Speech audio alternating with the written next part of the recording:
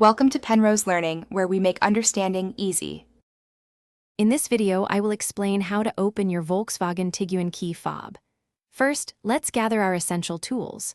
You'll need a fresh CR 2032 coin battery, which is a common, flat, round battery. Also, grab a small flathead screwdriver or a plastic pry tool, like a guitar pick or an old credit card. A soft, clean cloth is also helpful to protect your fob during the process. Having these items ready makes the task quick and easy. Our next step is to access the internal emergency key.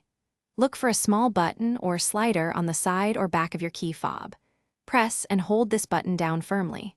While holding it, gently pull the physical metal key straight out from its slot.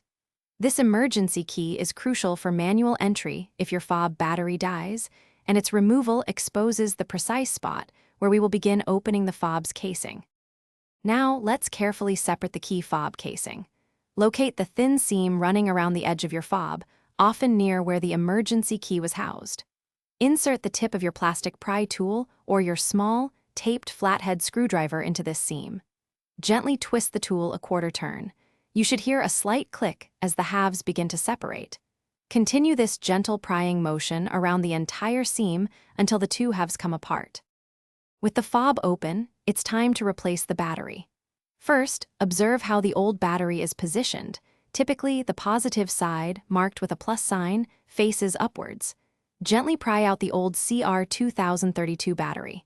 Now, insert your fresh CR 2032 battery into the compartment, ensuring the positive side faces the same direction as the old one. Finally, carefully align the two halves of your key fob and press them firmly together until you hear several satisfying clicks, indicating it's securely reassembled. Test all buttons to confirm functionality. Thanks for watching. If this was helpful, leave a like and consider subscribing. See you next time.